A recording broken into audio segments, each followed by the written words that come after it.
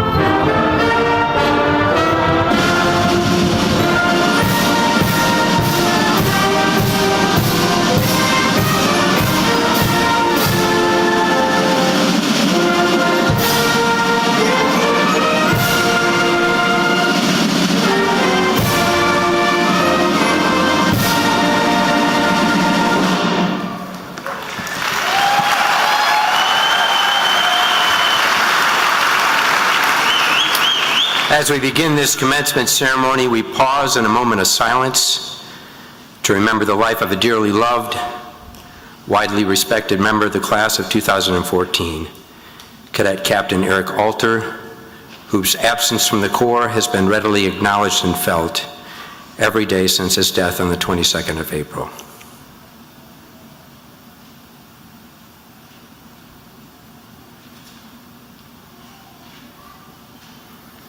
Our love and prayers are extended to his family who join us for this commencement ceremony. Let us pray. Almighty God, while shock and sorrow punctuated the beginning and the end of this academic year, let our awareness of your presence be awakened as we reflect on your goodness toward the Institute. We believe, O God, it is because of your will that VMI is a singularly unique experience. Here we have a rat line. Here we have an esteemed single sanction honor code. Here we have a relationship between rats and dykes. Here we have a 20-mile march toward breakout. Here we have a history that connects us to honorable men who founded this school and a battlefield that's given VMI a place in history. Here we have a statue of a woman, Virginia, who mourns her dead. At this school we have a ring that reminds us of our reputation and holds us accountable to one another and our graduates throughout all generations.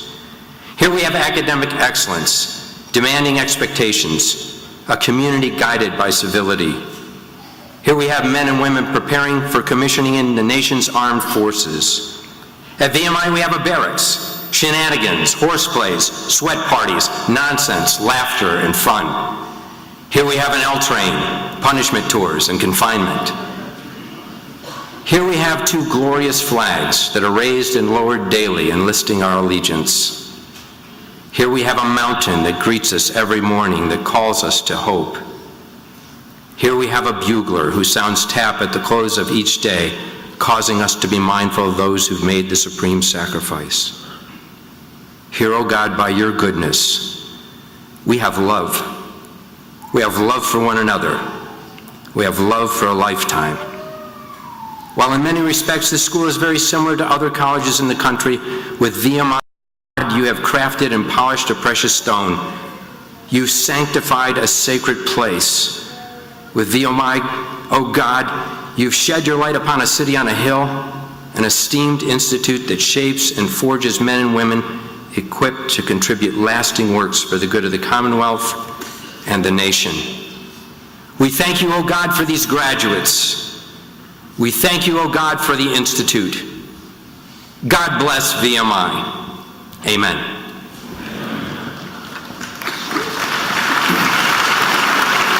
Please be seated.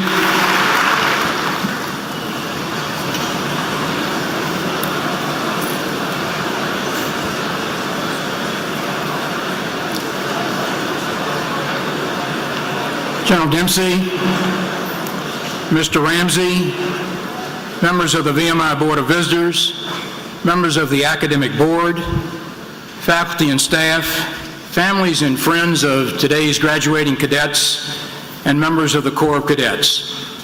Welcome to this commencement ceremony, the climax of 4 years of diligent study and hard work by the class of 2014. I have the great pleasure as we begin this morning's ceremony to welcome General Martin Dempsey, Chairman of the Joint Chiefs of Staff, who will address the graduating class. General Dempsey will be formally introduced a few moments later by the first class president. However, I want to take this opportunity to extend my personal welcome to him and express on behalf of the entire VMI community, particularly understanding the pressures and demands he faces this morning, our sincere appreciation for being with us today. During the course of my time in the Army, I had the privilege of serving with General Dempsey. He is a wonderful leader whom I found to be always well-grounded intellectually and militarily. He is especially gifted in the ability to operate on the strategic and on the tactical levels, from the international and political arena to the battlefield. In addition, General Dempsey is a people person, thoughtful, mindful of those with whom he works and for whom he has responsibility. And his wife, Deanie, to my right, has always immersed herself in supporting the welfare of our servicemen and women and deserves our special thanks as well. General and Ms. Dempsey, welcome to VMI.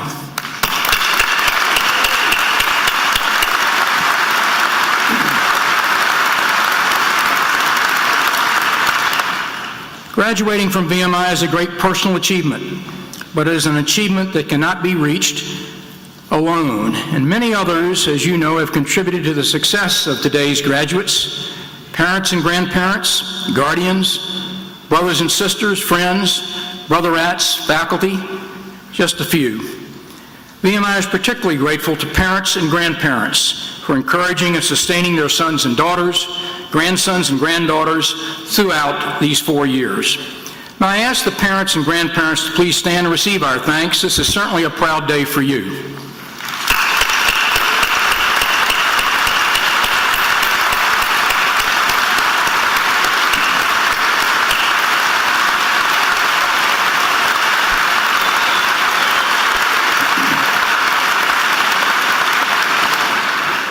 Universities and colleges are many things to many people, but at the heart of any great institution of higher education, I believe, is its faculty. These are the ones who teach, guide, counsel, and encourage young people on a day-to-day basis. I include in this group our military staff and those who coach our athletes. For at VMI, we believe that the academic and physical aspects make for a full and complete education. Please join me in expressing our thanks to the Institute's faculty.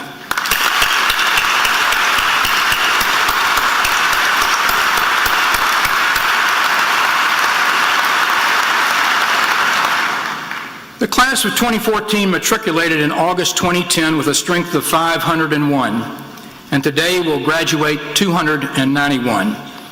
Adding graduates from other classes, today's ceremony will see 317 cross the stage and receive a VMI diploma.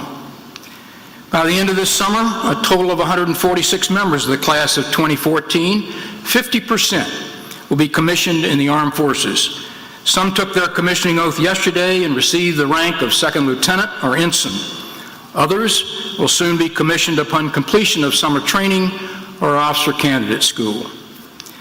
Those programs are especially commendable and reinforce VMI's historic mission of producing citizen soldiers. Many VMI cadets, staff, and faculty have been called to active duty in support of the current war on terror, thus placing their lives and, for some, their cadetships temporarily on hold. In addition, there are parents and family members and others in the audience this morning who have served, and I'd like all of you, patriots, you veterans, and those serving today, to stand and receive our appreciation for your service.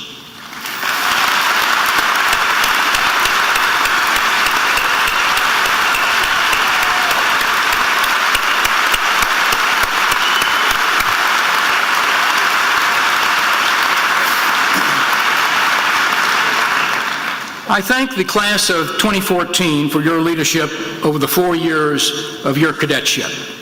and especially for your work as first-classmen.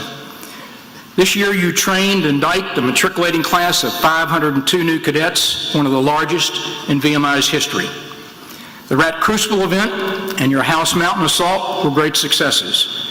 You conducted a superb rat line, strengthened the honor and class systems, led a successful and professional breakout, established a state-sanctioned Corps emergency medical system, conducted a full Corps trip to the University of Virginia VMI football game, and came together over a recent tragedy in the Corps.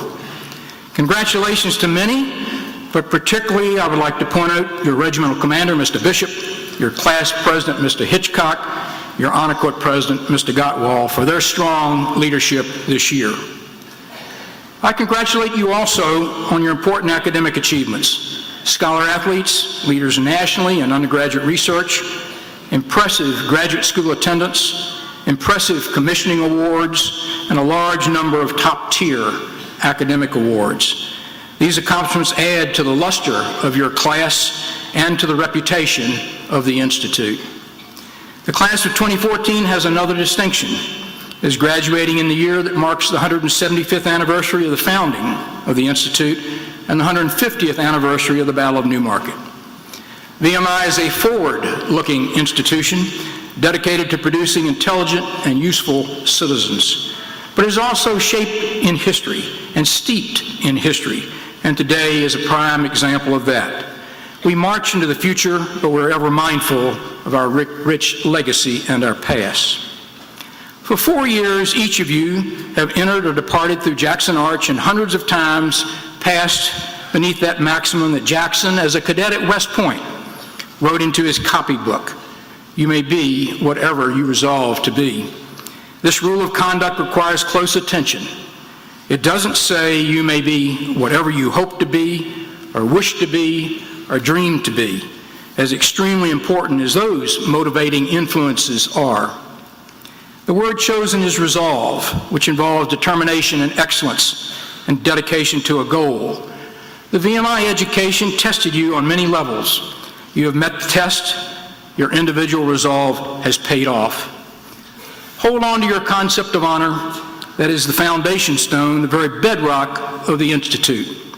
Seek ways to serve your community and your nation as citizen leaders. Use your talents to their utmost and strive to develop new talents, new knowledge, and new direction. People will hold you to a higher standard because you are a VMI graduate. This high expectation cannot be avoided. It comes with a ring, it comes with a diploma. Embrace it as the heritage that has been passed on to you by former graduating classes, and strive always to preserve and enhance it. So as you receive your diploma today, we offer the warmest of congratulations. Press on, the open road awaits you. Well done, and Godspeed.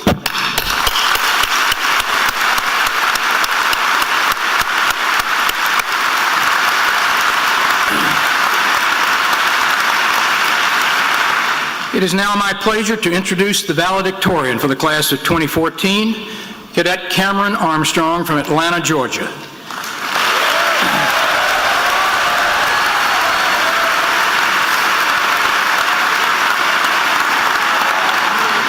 Cameron is a double major in physics and applied math. In addition, he has served as a regimental executive officer this year. He was commissioned yesterday as a distinguished military graduate in the United States Army as an infantryman. Mr. Armstrong is a distinguished graduate with Institute honors. Mr. Armstrong.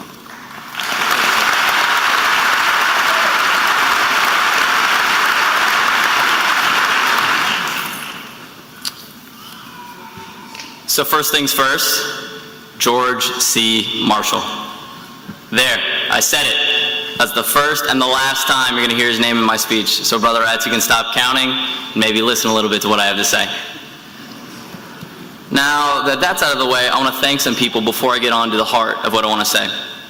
First, I want to thank General Dempsey for being here. I know I can speak for my class when I say that we deeply appreciate you taking time out of your busy schedule to give us some guidance in your upcoming speech.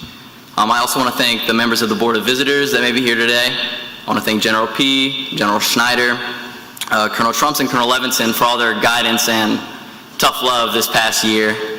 I also want to thank, on behalf of my class, all the professors that helped myself and my brother Rats along the way. We obviously couldn't be graduating without all of you. I additionally want to thank all of the families and friends here, mine especially. I know I wouldn't be half the person I was today without their help and support. And most importantly, I want to thank my brother Rats for giving me this unique opportunity to represent them on this singular day. It means a lot, and I deeply appreciate it.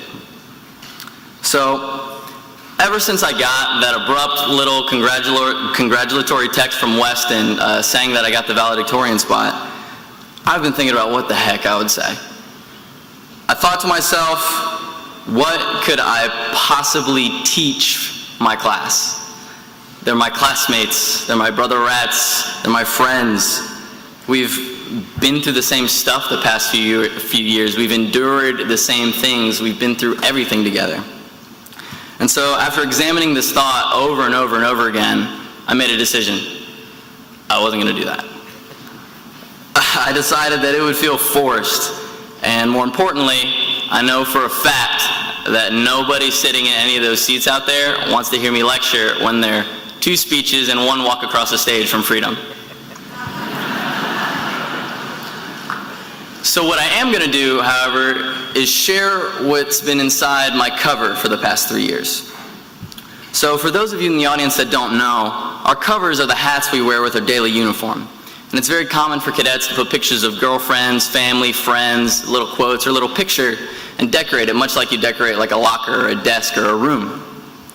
And so my story all starts at the beginning of my 3rd class, my sophomore year. I had just broken up with, well, if I'm being honest, I'd just been broken up with my girlfriend of 2.5 years the summer previously. And when I got back to VMI, there was a glaringly empty spot in my cover where her picture had been. And so, as you can imagine, to 3rd class Cameron, filling in that spot was the most important thing on my mind. But I couldn't think of what to put. And so the days went by, and then the weeks, and I saw this blank spot in my cover every time I took it off and put it back on. And then it happened.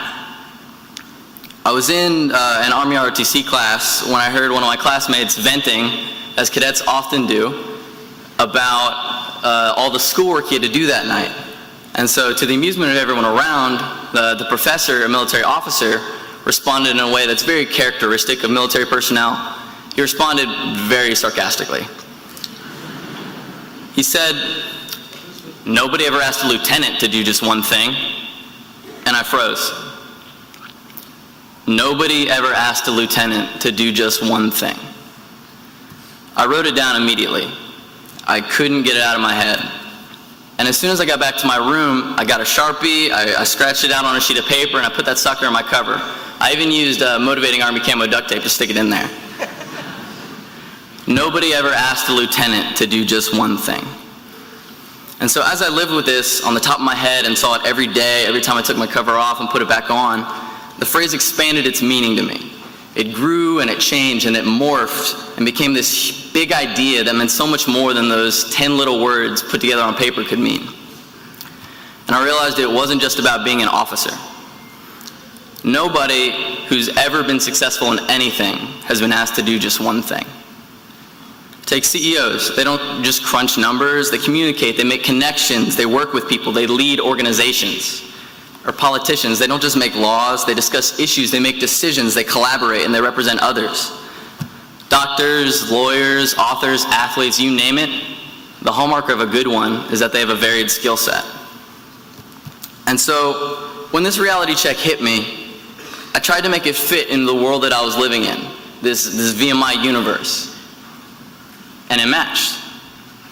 The thought of handling a wide variety of different challenges is such a simple, but such a profound idea. And it aligns perfectly with all the challenges of this place.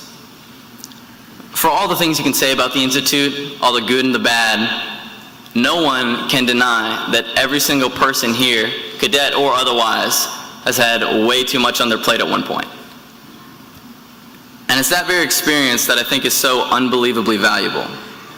We have all had the chance to do something that so many people don't really understand until they're in the thick of their adult lives and careers. But the balancing act of duties and time management never stops here. So we get it. We've lived it. We've jumped in that fire, we've ignored our burns and powered through it. And by the end of it, we truly know that we're capable of handling that kind of stress. And you can't really overvalue that confidence. But it's not just a confidence. It's a skill, it's an expertise, it's a mastery of an intangible quality that is so very desirable to organizations, but so very hard to accurately describe. It's that projection, that image, that self-assurance that comes with being completely squared away, being utterly capable of whatever's coming your way, or at least feeling like you do, especially against challenges that you've never faced before. Now, of course, all of this should probably be tempered with a healthy dose of optimistic realism, but it really does feel good knowing that we've accomplished something that most people couldn't or just plain wouldn't do. So after keeping that idea on top of my head for the past 3 years, and enduring everything with all you guys for the past 4, I honestly think it's very much a good thing that nobody ever asked a cadet to do just one thing. Because nobody ever asked a leader to do just one thing either. Thank you for your time. It's been an honor. Robert Virginia Mill.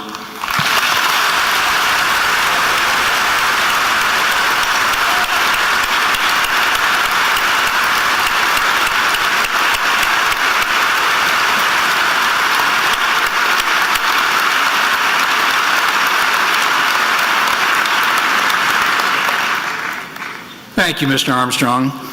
I will now ask Cadet Weston Hitchcock of Carthage, Missouri, first class president, to speak briefly to his brotherattes and then introduce our commencement speaker, General Martin Dempsey.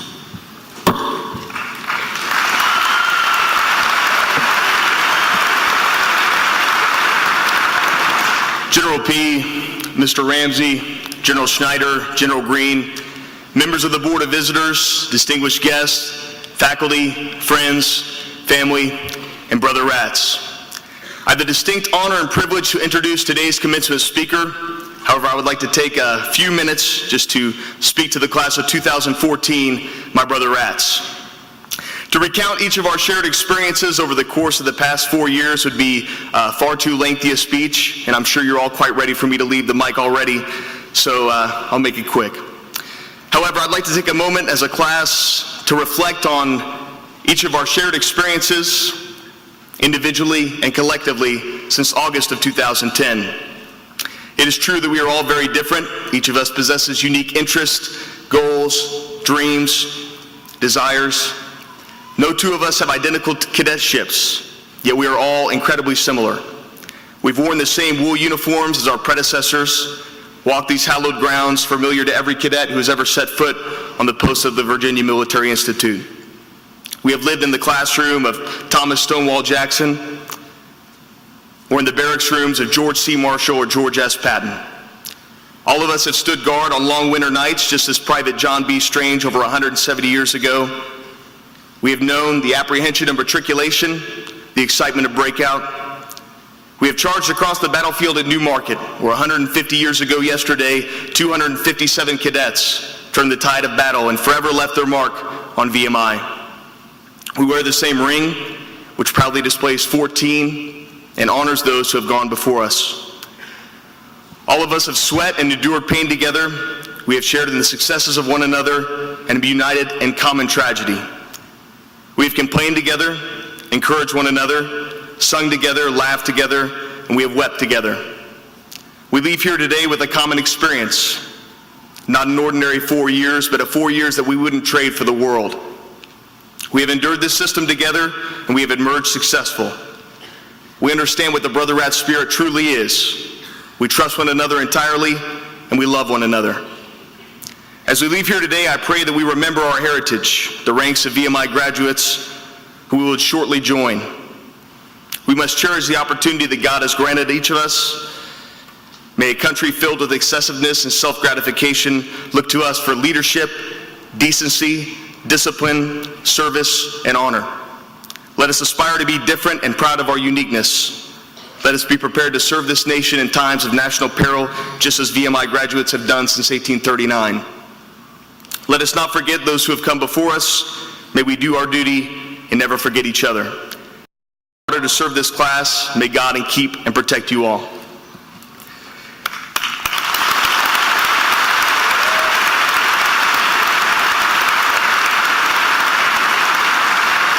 It is now my distinct honor and privilege to introduce today's commencement speaker, General Martin Dempsey. General Dempsey is the 18th Chairman of the Joint Chiefs of Staff. He is the highest-ranking military officer in the United States Armed Forces and the principal military advisor to the President, the Secretary of Defense, and the National Security Council. Prior to becoming chairman, he served as the Army's 37th Chief of Staff.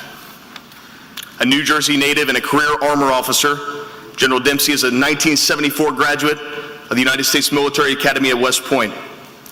During more than 40 years of service, he has commanded every echelon, from platoon to combatant command, across the United States and abroad.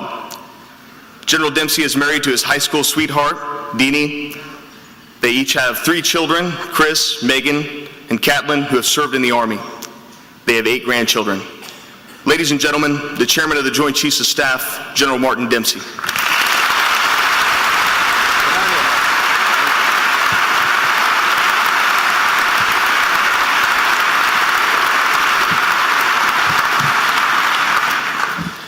Wow, you all must be so proud to have 2 spokesmen to represent your class who not only, I think, have inspired you, but have inspired the Chairman of the Joint Chiefs of Staff.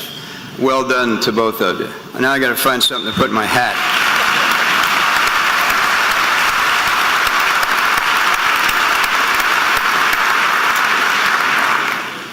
Nice job, by the way, to the regimental band on that national anthem. How many times do you think you've heard the national anthem in your life? 200 or 300. Remember this one today. Just remember this one. I think you'll find that you're not going to remember much about today, frankly. Remember that, because you've all made a commitment to it, unlike the commitment that maybe other men and women around the country are making right now. Well, thanks to the 2 cadets, members of the Board of the Visitors, family members, faculty, friends of this institute, and there are many. Deanie and I are deeply honored to share this day with all of you. I've been to VMI many times, actually, throughout my career. However, the last time I was here was exactly 4 years ago to attend the Marshall Awards during your rat year. Now, you probably had a few other things on your mind at that point. Maybe you were enjoying your first, and for some of you, by the looks of you, your only free weekend. Or perhaps you were marching penalty tours. I'm glad to be back, and I'm sure you're glad to be leaving. I'm also mindful of the fact that you've waited 4 years for this moment, so I won't prolong your wait for very much longer. I do want to tell you a little story. It's about a lieutenant, a general, and a sergeant. And they were captured and they were about to be executed, and they said to the executioner said to them, "I'll grant you a single wish before we execute you." And so the lieutenant went first and said what you'd expect a lieutenant to say. "I'd like a steak dinner, a beer, and one more night with my fiancée." The general said, "I'd like to give one more speech, because I still have things left to say." And so, you got to grab a bunch of young soldiers and sailors, airmen or Marines, Coast Guardsmen, gather them around. "I want to give just one more speech." And then they said to the sergeant, "What do you want as your last wish?" He said, "I'm begging you, please, just execute me before that general speech." And General P, that's no reflection on you, by the way. I'm sure they come from miles around when they hear you're going to speak. Graduates, this is your day, but I was really heartened, not surprised, but heartened to when General P recognized the family members and the faculty, because, look, we don't get through anything in life alone, and it's always nice to remember that on times like this. Yesterday, you commemorated the 150th anniversary of the Battle of Newmarket, an extraordinary day in the history of Virginia Military Institute. I'm not a graduate, but let me take just a minute or two to explain why I think it's an important historical date and event. Now, don't get worried. Your predecessors in that Newmarket fight were pinned down by cannon fire for only 20 minutes. And I'm only hurling words at you. I'm not going to take nearly that long. And besides, the Palms isn't even open yet. Newmarket is important because it was the day when cadets, not very different from you, took their place beside combat veterans along a split rail fence and proved themselves in a battle in a wheat field. It was a day, as was mentioned, when 257 boys left their childhoods behind. One cadet, George Lee, recalled the feeling of crossing that fence into the wheat field. He remembered that a profound eagerness to get at it came over him. All thought of danger passed away, and he realized that he could recall more distinctly what passed thereafter than anything that had occurred before that time. Get at it. I like that as a touchstone of what we expect of you. You're poised today like that group at the split rail fence in Bouchong Farm, and what lies ahead for each of you is some other great wheat field. When I sat as you do today 40 years ago, I was ready to get at it. I also wondered whether I would measure up. Imagine what it must have felt like to leave that fence line. It's precisely the same worry that young men and women experience today in places like forward operating bases or airfields or ports in places like Afghanistan or Al-Udeid or Bahrain. Some powerful combination of courage and fear, confidence and uncertainty, whether they'll measure up. What overcomes all of that is the power of trust. Trust in the man or woman to your left or right, trust in your leaders, trust in this institution, and trust in our exceptional nation. We can't do the things we do as a military without trust. It binds us together, and without it, our profession is nothing. 143 of you commissioned out of this class, but all 317 of you will serve, lead, and carry the VMI brand out into the world. Some of you, but not many of you, will lead exactly the life that you expect to lead. The rest of you will be surprised. Though you may not realize it right now, you're well armed for the future, come what may. Of all the great gifts of Virginia Military Institute, the greatest gift of all is that you've experienced true north. You've calibrated your personal moral compass. The values which you've developed as graduates of this institute, and which, whether you realize it or not, now define you as a person. In a world that's changing all around us, this magnificent institute has set the headings for your moral compass: patriotism, discipline, courage, integrity, resilience, and of course, trust. A moral compass as reliable today as it was to those Newmarket cadets 150 years ago, and one that will help you make the right choices today and tomorrow. I hope that you realize that once you leave Limits Gate, how truly unique you will be in a world that is desperate for and longing for leadership. VMI has always produced leaders of consequence. The world is eager for your leadership, for you to get at it. The world is changing at a pace that can bring us together, but too often actually sharpens our differences. It's a world that seemingly highlights our individuality, challenges our humanity, and sometimes lures us into anonymity. But not here, and not today. The night before the Battle of Newmarket, in a conversation with his classmates, Private Bev Stannard asked the question that was on everyone's mind: what's going to happen tomorrow? As I address you today, servicemen and women just like you are also asking, what's going to happen tomorrow? And yet, they'll leave the fence and face uncertainty in defense of something greater than themselves. Two cadets among you, Michael Nowakowski and Johnny McDonald, represent the hundreds of thousands of soldiers, sailors, airmen, Marines, and Coast Guardsmen who have asked this question over the last 13 years.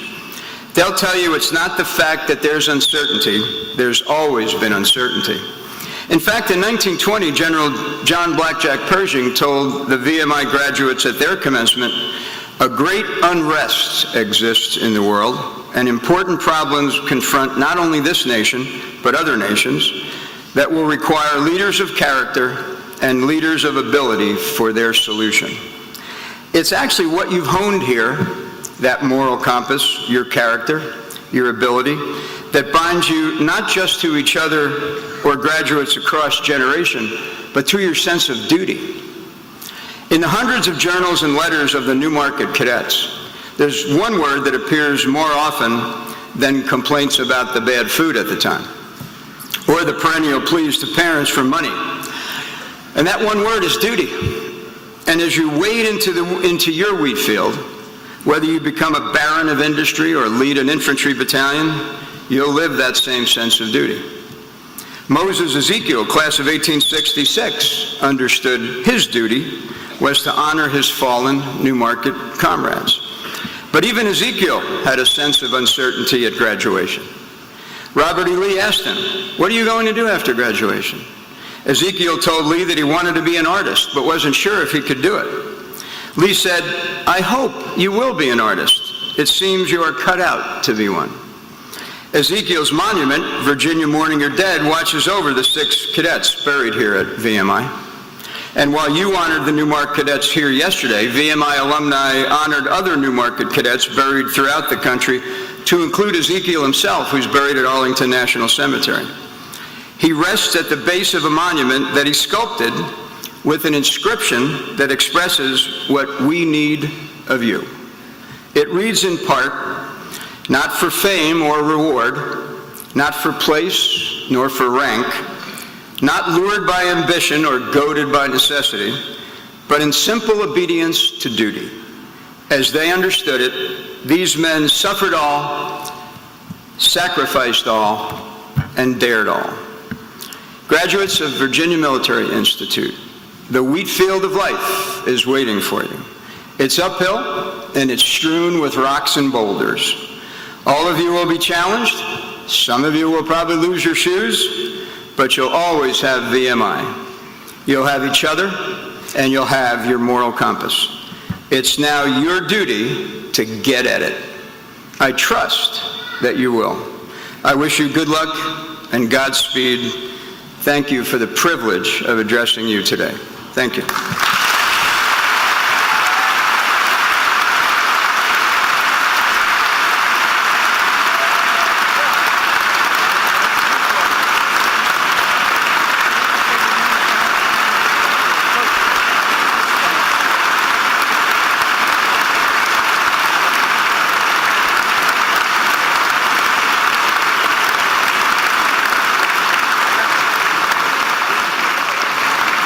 General Dempsey, on behalf of the class of 2014 and the Institute, we'd like to present to you this VMI saber as a token of our appreciation. It's an honor. Thank you.